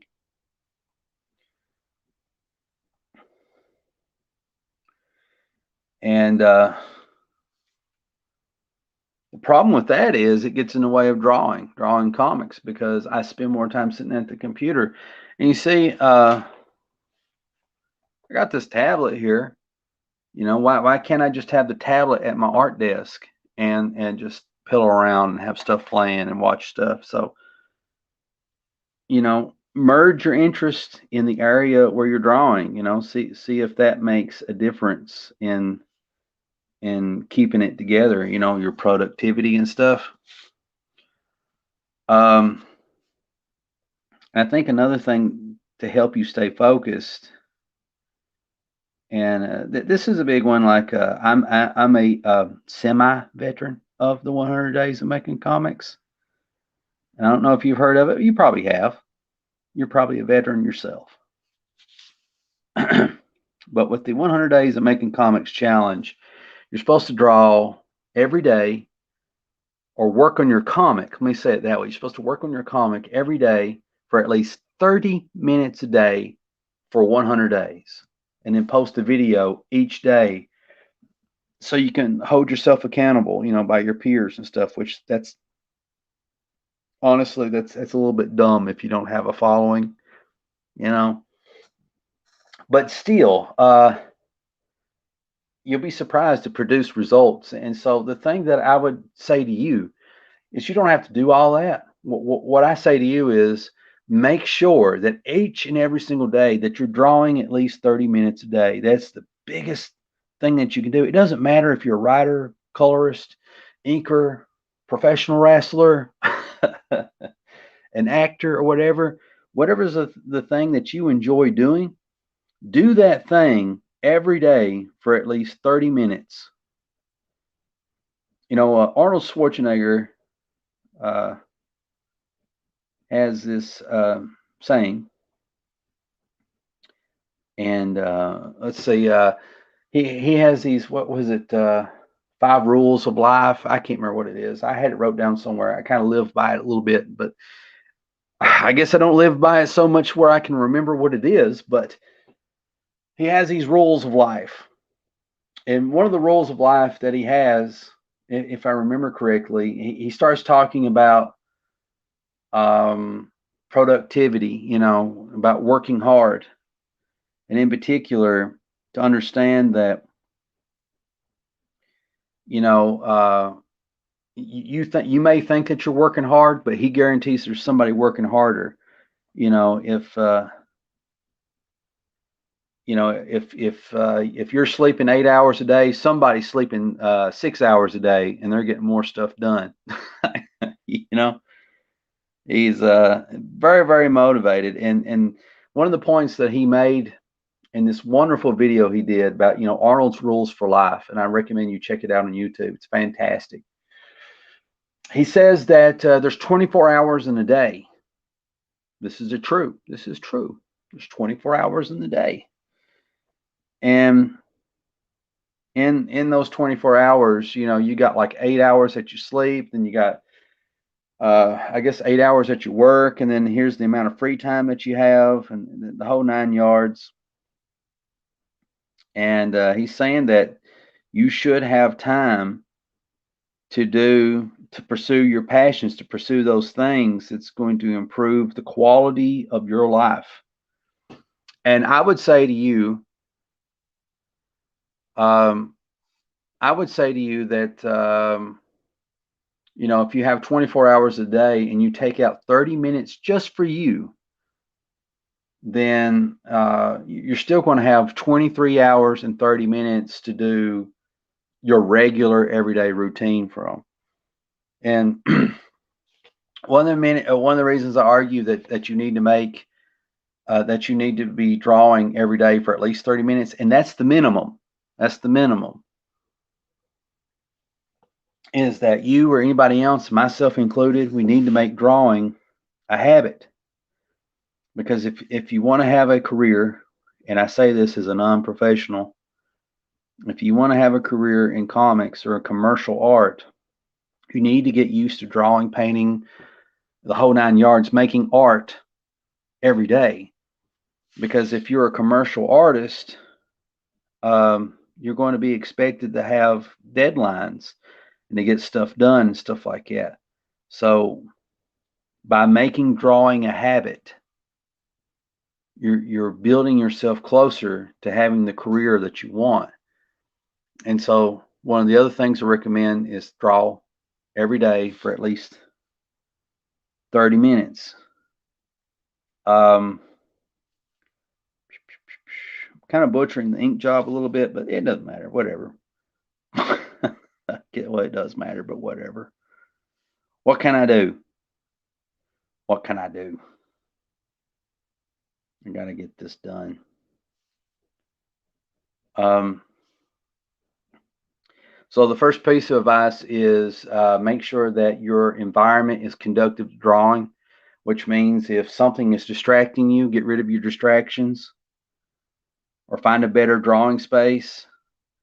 And remember what are those things that are conductive, that are positive, that helps you to draw comics. So surround yourself with stuff that makes you enthused. Draw 30 minutes per day. That's the minimum. That's the minimum. So you can make drawing a habit. The other thing that I would say, and this is a neat little discovery, I've been listening to a lot of this guy. His name is Jack Grapes. He's a writer, but really, what he really is more than a writer, he's actually a philosopher. A philosopher posing as a writer. His name's Jack Grapes. And to get into philosophy of drawing here a little bit, I think one of the reasons that our minds drift is we get in a difficult spot. We get in a difficult spot, and our brain doesn't have the answer right away. And because we live in an age of instant gratification, we want to find answers. You know, I end up flipping through books and magazines and videos and stuff trying to find answers to my comic book questions, whether it be coloring or lettering, inking, drawing, writing, doesn't matter. And I waste a lot of time doing that. Sometimes I find the answers that I seek, but most of the time I'm wasting a lot of time. And here's the thing. Here's where the man by the name of, and look him up on YouTube. He's phenomenal. Jack Grapes. I think that's right. He's a writer. He's actually a philosopher posing as a writer. Oh, my butt hurts from sitting in this chair. But he talks about these two concepts that I think is really interesting, which is can't remember what the first one is, but the second one is genius and it's not trade. It's not skill. Well, I'm going to say skill just for the hell of it. your whatever, I don't know. But these two things, and he was using it in reference to writing, but you can use this toward whatever creative endeavor, whether it's penciling, lettering, coloring, inking, professional wrestler, I don't know, whatever, painter, you know, you got the idea, actor. But we all have skills, these things that we acquire through experience, these things that are taught to us, or we learn through videos or books or whatever, or through trial and error. We got skill, and we rely on skill to get through life. And then we have this wonderful thing that happens to all of us at one point in our life, or several times, and it's called genius. We have this genius moment that hits us. And what we rely on most of the time is our skill to do things, okay? And this is very relevant to the question that you just asked, like, you know, how do you stay focused when your mind drifts and, you know, you're trying to draw and it's kind of frustrating? Well, I think one of the reasons that your mind may drift is you're encountering difficulties and you're having doubts about your ability or whatever, and you're trying to rely on your skill, but your skill can only take you so far. And the thing that I'm going to tell you is you need to dig deep down, clear your mind, and embrace the problem. Embrace it.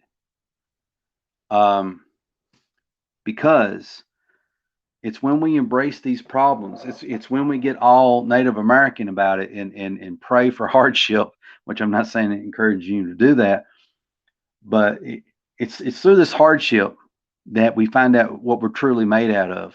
And that's the only way that you can get genius is by putting yourself in a difficult situation. It's by posing the problems that you can't solve and the questions that you don't have the answers to. And so here's a blank page, a thumbnail. This is a thumbnail, random thing. And I'm not going to go through this whole thing, but I want to give you an example. And when I see a thumbnail, I have no clue what's going to go in that thumbnail. I have no idea. And so I end up looking at, let me pull a random book out here. You know, I'll pull out like the Fantastic Four, and then I'll go and I'll look, and it's like, okay, he's got a panel here and a panel there. And it's not so much what's in the panel. So I'll say, okay, I'll just start drawing these panels. I'll draw the same panels, but I put different stuff in them, you know. Sometimes I get like that, you know. But here's the thing that I want to challenge anybody in a friendly way is when you run into those problems where when your skill runs dry and it's failing you because it doesn't have the answers, that's when you're very, very close to getting to your genius point where you're going to make something potentially awesome. So when you get that blank thumbnail, for example, and your mind starts to drift, because you know your skills failing you, you're just gonna say hell with it. I'm gonna draw a square. And so you're in that square, and you got a rough idea. Uh, so you know, Wildcat is on the couch. You're just going to do a dead on front angle. He's just sitting there, you know. There he is. He's sitting on the couch. And you're thinking, Wildcat's eating. He's eating a pizza. So, like, okay, I'll just do another panel. And because I'm going to cheat a little bit, I'm just going to do a close in shot. There's a pizza slice. There's the crust, pepperoni, because it's awesome.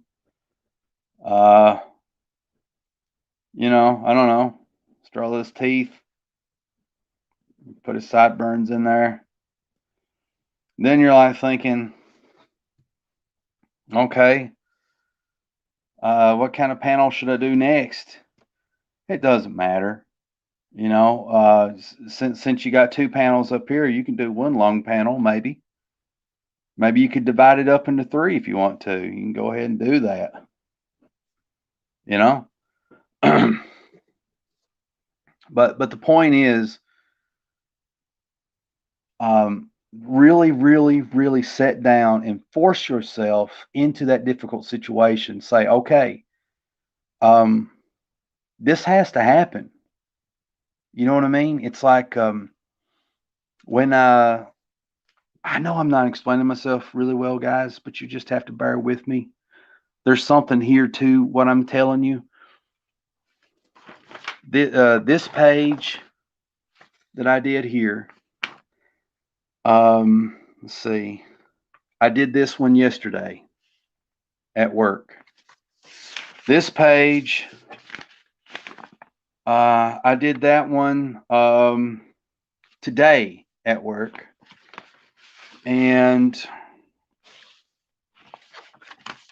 I know you can't see because I've got it posted up here, but this page right here, I did that the day before at work.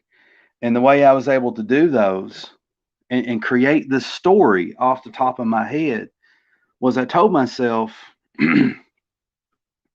CB, people are counting on you. They're doing the hard work. They're getting their pages done. They're taking the time and effort to help you out. You know, you cannot let them down, you know. You know, you got to get it done. You got to get it done. You got to get it finished. Instead of letting that feeling cripple me, it's like, okay, fudge butters. You know, I grab me a blank piece of paper and I'll lay it out, and then I'll draw me a square. And then I was like, okay, what am I going to do? You know, what am I going to do? And the first problem I have is like, what's going to go in this corner? And I'll give you a tip.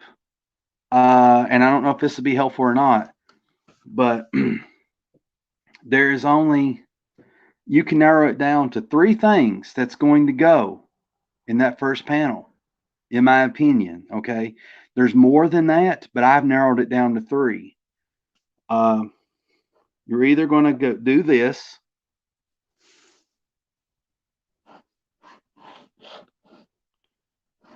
or you're going to do that, go across, right?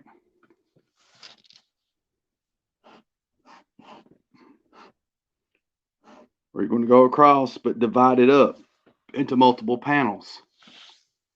So that's your three options. And then once you get that, once you start your drawing your comic book page and you figure out that first panel, whether it's that one, or you decide to divide it up into three, your story starts to come together because now your brain is not so focused on figuring out the panel layout.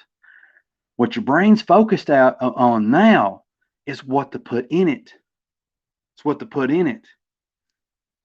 So one of my tips to you is get past the layout. You know, transcend the layout. Get that first panel in. Doesn't matter what it is. If if for example, page 1 starts out with this panel, then when you do page 2, just so it doesn't get repetitious, do this. When you go to page 3, do that. And then, cycle back and forth between those, and then look at comic book layouts, like I said before, to get different ideas to kind of change things up. And I guess there's a 4th version I kind of left out. I run out of room, but I'll do it right here in Ruderbaker Man. But 3 long panels. They either take up the whole page or whatever. So there you go. And it's like once you get the layouts figured out, I swear your brain starts to focus like, okay, the hard part's over with. Now the other 50% that you were struggling with is what goes in them. And that stuff will come to you, but you have to stare at the page and start doodling and understand that it's okay if you mess up, just do it again, just start again. You give yourself permission to fail. You don't have to be a pro. So apply the pressure on yourself, but know when to relax. Challenge your mind, because when we rely on skill, we're only as good as we are. When we rely on what we know, we're only as good as what we know. But it's when we try to figure out new ways to do things. It's when we try to figure out how to solve a problem, how to draw something, do something that we've never done before. That's when we get into this area right here of our genius. Okay. I know that's very long-winded. I'm very, very, very sorry about that. This inspiration came from a guy named Jack Grapes. Answer a few comments. I disagree that it's dumb. Your documenting creates content for new viewers and potentially new fans. Well, yeah, you're right in that sense. I guess what I mean when I say the 100 days of making comics, that the other stuff is dumb. I mean dumb in a sense that the most important thing from that is to draw every day for 30 minutes. Because if that is not the focus, everything else is dumb, because it becomes a distraction. And I mean it in that sense, but you're totally right. That's the benefit of doing the rest of the stuff. Is Jack Grapes on the channel Film Courage E? He is. He is. he's a very smart man.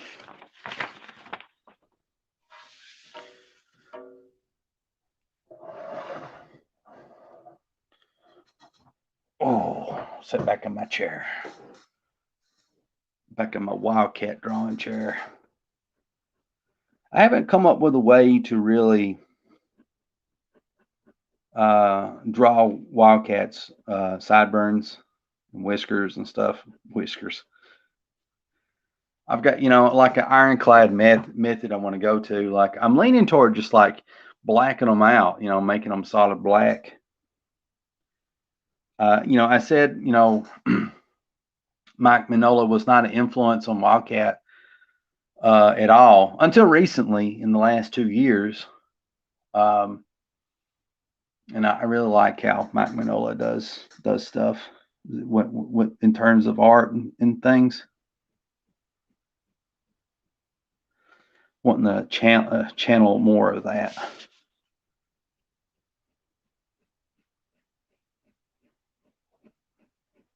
It's kind of hard though, because I can get super detailed with my stuff sometimes.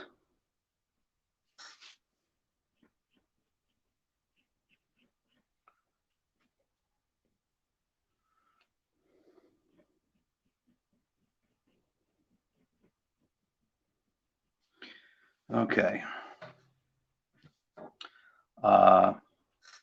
Abe writes, Sage advice, CB. Well, thank you. I hope it is. I hope it is sage advice, advice worthy of the ears.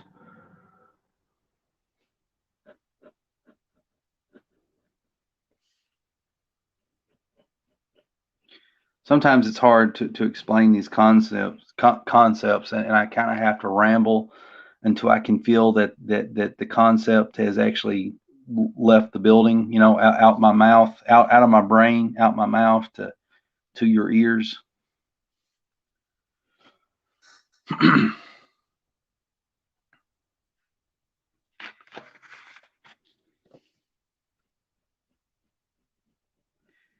But I highly recommend this guy named Jack Grapes. He talks about writing and stuff, and his advice is really great for writing. He teaches a writing class. He's supposed to be like this award-winning writer and stuff like that. But honestly, I think he's where he really shines is in philosophy, whether he wants to admit to it or not. And you can tell that he reads a lot of philosophy. Very, very philosophical. Yeah.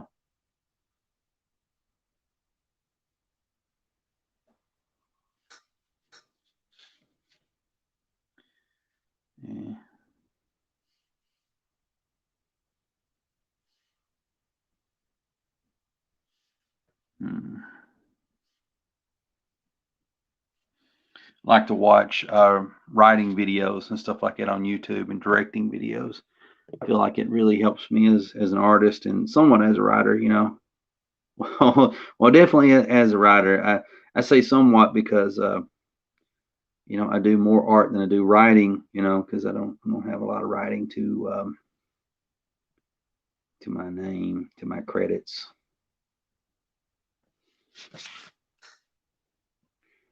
Butchering that forehead like no other. That's all right. It is what it is. I'm just going to Jim Lee it now.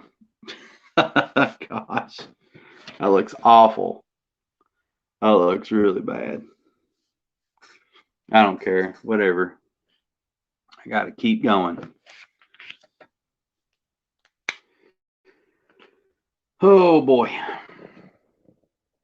But not too shabby. Not too shabby for page 3 of the anthology.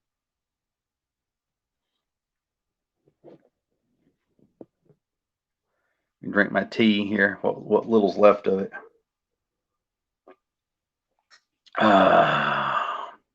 Jormunger, the worm, writes, would writing the story scene by scene like a movie script with descriptions of what needs to go in each panel be better than trying to work it out as you go? Hmm. Um, Neither. I would say neither. And here's the reason I say that. It's kind of a cop out answer, but not really. It's like I'm a very, very, very firm believer that I don't care if you draw with your toes, if you finger paint a comic, whatever approach that you use to make comics or to make movie scripts or to make anything that somebody wants to buy, as long as that person wants to buy it when it's finished, as long as it's finished and somebody wants to buy it, that's all that matters to me. The process of how you get there doesn't really matter as much as the end result. The end result is king. So whatever gets you the best end result, the quickest and the most efficient is the way to go. And I think, for me right now, I've been plotting out the Wildcat dead man walking story arc where he's dead and buried or whatever, and he comes up out of the ground and gets in shenanigans in a small town in Appalachia. I've got the story beats kind of figured out, and I'm adding more to it and all this other stuff. But here's the thing: I'm not actually getting anything done comic book wise as far as like drawing it, because I'm still figuring out the story. When it came to doing this stuff here, um, that was just me sitting down and putting pressure on myself, friendly pressure, to get going. And so usually, like, my thought process is like this. If let me pull this down here. On this thumbnail, the first 2 pages that I did was a double splash page of a castle. That was pretty much it. It was just a castle, spooky castle. And it's like, okay, where do I go from here? So when I drew this panel, like, I knew I had to do an intro story for everybody's story, sort of like the orb that was in the heavy metal movie. It's awesome. And so I knew that it was going to involve Dr. Terror and Wildcat. So I thought, well, I'll just start out with Wildcat starting to slowly come to, waking up, and these golems are taking him to the laboratory. And I knew that a lot of this stuff was going to happen in a laboratory, and I knew that he had to get out of the laboratory. So that was my 3 things. He's being taken to a laboratory. He's in the laboratory. He's got to get out. So I did my thumbnail, and I just started, kind of figuring it out. And then I was like thinking, as I'm going, like, okay, I got him laying at this angle. So the next time you see him, I wanted to have a different angle. So if I got kind of like a side angle, I want a bird's eye view. And now kind of a worm's eye view, looking up at the little golem creatures. And now a different angle of him going, just keep changing the angles as much as I could. So that's a lot of my process as far as that goes. But right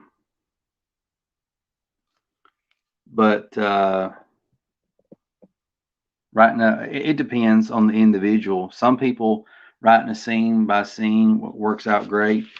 I know when B.W. Sims wrote his contribution to the Wildcat story, I found that extremely helpful, the way you wrote it and stuff, because I don't have to think about what I'm drawing, because he's already thought of it for me. So now all I have to do is think about how to draw it on paper. That's it, so half of the work's done for me. Now I just got to think how to draw that, and so sometimes that's easier. So if you can have somebody else, if it's easier for you or anybody else to work from a script, find somebody that's willing to write something for you and to draw it, if you don't come up with a script on your own. But gotta go. Have a good one, all. CB, as always, great to see and hear from you later. It's good to hear from you too, Abe. See you later, buddy. I was meaning more of a way to stop drifting off, as Gab was asking. True.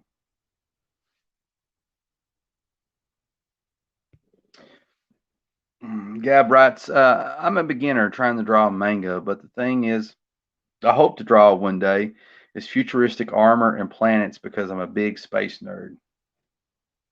I am too. I love space. If you get me started on Mars and all the planets and stuff, and some of the moons like Titan and stuff, it's pretty cool. But I also like space science fiction too. But there's that too. But I'm a beginner trying to draw manga, but the thing is, I'll draw. Well, I tell you something else that you could do, and this is just a suggestion, is try to find manga or even Western comics that deal with outer space stuff, and just trace, or just look at it and just try to copy it, or just look at it and just try to copy it in your own style or own way. I recommend that just for craps and giggles that you check out Travis Charest or Charest. Travis Charest. I think it's Travis Charest. Go look up Travis Charest. It's spelled Travis Charest, like CH. You probably know who I'm talking about, but I'll spell it or try to spell it. But look this guy up. Let's see, CHAREST. I think that's it. And he drew, just for giggles, I think a comic book or a comic strip called Space Girl. And he would draw one panel at a time and put it up on the internet, and it was the best artwork you have ever seen.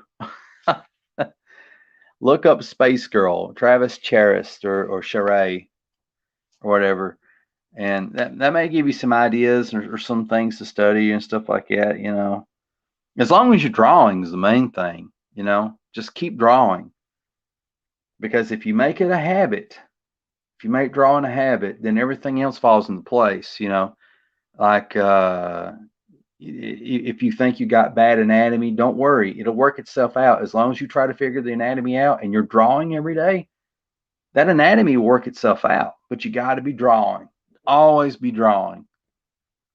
Always be, you know, it doesn't matter if you're a writer, always be writing, you know, always be doing that thing that you love. Joel Munger writes, also, I write prose novels, so it was also a genuine question since I have no idea how to write comics. Oh.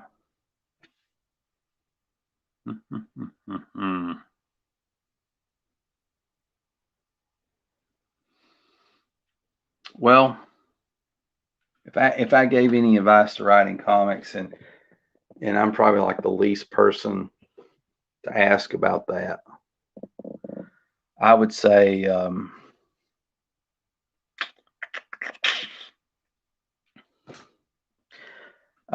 is like, you know, try to figure out what it is that you're drawing first, you know. Well, what you know, what are the characters, you know, what's the story about?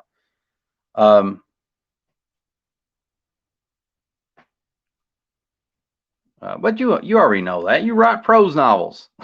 Why am I telling you that? Oh, I'm half out of it. You can already tell. Well, okay. Writing comics, it's fairly simple. If you're writing comics for somebody else, all you need to do is just use the Marvel method. I think that's the best method, which is this. You know, you you say, okay, all right. You say page one. If I can, sorry. Writing's all over the place. Page one. All right, and then kind of say you can either make it super loose or super detailed. So if you was going to be super loose with it to give the artist more freedom to decide for themselves, page one, Thor flies through the air.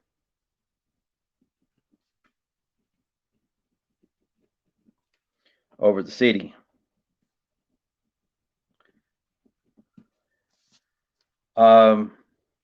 He gets hit by a power blast.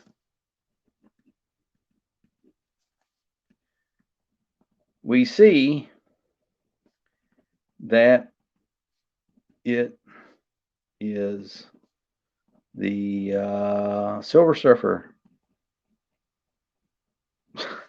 Sorry, very crude writing. Okay, so so the artist would get that, and they know in page one that they got to draw Thor flying through the air over a city. He gets hit by a power blast, and that we see that is the Silver Surfer that shot him. And so the artist will take that, and then they'll decide how many panels and all this other stuff, as long as they convey all this necessary information. And then once they get it drawn, they'll hand it back to you, and then you look at the like, for example, if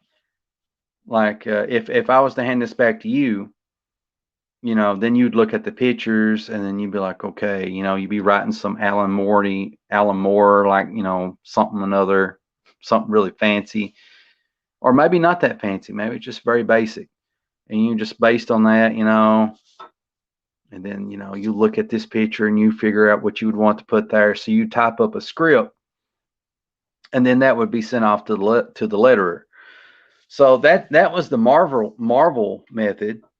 I mean, there's a couple of different ways to do the Marvel method.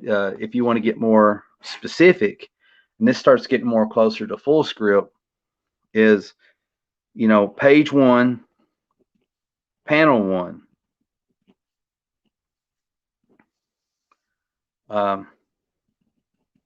Thor flies through the air over the city. Panel 2.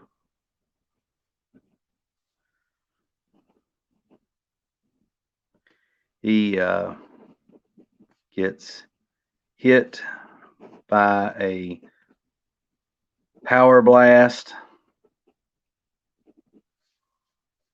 Panel 3. We see that it is the Silver Surfer.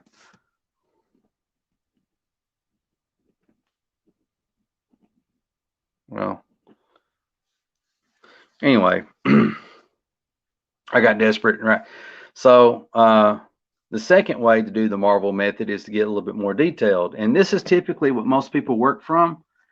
Is they'll get a script, it'll have the name of the script and all this other stuff, and any important details that the artist needs to know before they get started, any reference that they may need to look up. And then page 1, panel 1, Thor flies through the air over the city. Panel 2, he gets hit by a power blast. Panel 3, we see that it is the Silver Surfer. Now you can get more fancy with it, like page 1, panel 1, and you would write in there, let's see, bird's eye view, and then and say, you can say panel 3 could be a worm's eye view. So you can even add those in there. So it's either, however you're seeing it in your head. So, you can see how you can start out with something really basic and then start adding more to it. And then full script is basically all this stuff right here plus the dialogue. And that's pretty much how you write a comic book, And then, you would go to page 2, and then so forth and so on. Smiley face. Oh, okay. That was a mouthful. I got my ghee in the dryer. I'm ready for some hat keto tomorrow. I might not go. I'm kind of sleepy. But I hope I answered everybody's questions or was helpful a little bit. I don't know if I was actually that helpful. I question my helpfulness. But know that I'm here for y'all. Love y'all, and I may not necessarily be giving everybody hugs and kisses, and we're on a first name basis, many of us, but that's okay. Don't mean that I don't care. But anyway, take care of yourselves. Be good to one another. Please remember to be the tide that lifts all ships, to be the change that you want to see. And whatever that change is, decide what that is for yourself and then be that change. And Truth is out there, friends. You know, truth is out there. Carpe diem. Seize the day. And CB Smallwood will see you hopefully in the next video.